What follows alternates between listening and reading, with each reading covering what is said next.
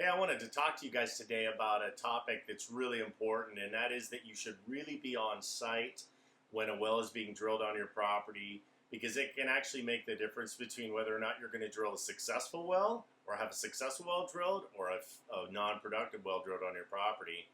Hi, my name's Ervin, and I'm one of the founders of AquaLocate. And for nearly 25 years, we've been helping people all over the world solve or prevent drilling problems.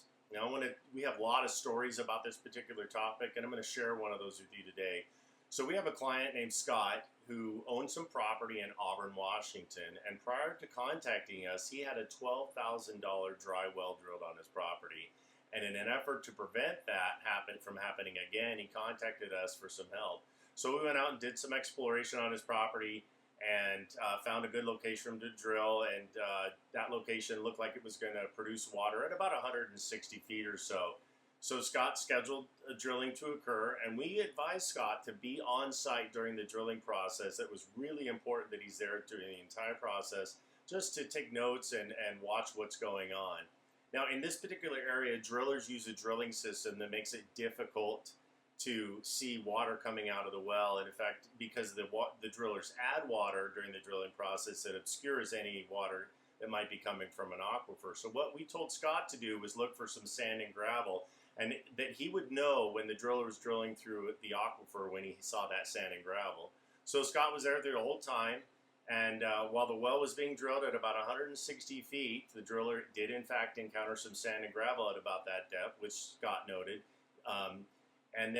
But the driller was saying that there was really very little water coming from the well, and he convinced Scott to let him continue to drill. And the driller ended up drilling to 360 feet instead of stopping just beyond that sand and gravel zone that Scott saw.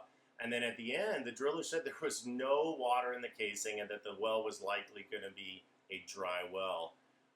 So they agreed to meet the next day, and the driller was going to pull the casing out of the well and abandon the well, another dry well for Scott. But when they arrived the next day, the casing was full of water. It was dry the day before, now it's got a whole bunch of water in it. And Scott told the driller he wanted him to perforate the casing, the steel casing, which means cut slots in the pipe, right where he saw that sand and gravel coming out. So the driller reluctantly perforated the pipe and then did a well test or a flow test on the well to determine how much water, if any, that the well would produce. And at the end of the flow test, the well was producing over 6 gallons a minute. And in our book, 6 gallons a minute is a far cry from a dry well. And the thing that really prevented this well from being another abandoned, non-productive well on Scott's property was the fact that he was just there, took the time to be there during the drilling process and make sure that it didn't end up as a failure, another failure. If you'd like to know more about how AquaLocate can help you with your next drilling project, call us at 800-251-2920 or go to our Facebook page and message us, or visit aqualocate.com and fill out that contact form. We'd really love to help you, and if you know somebody that needs some help, let them know, share this video with them, and we would love to help them as well. Take care.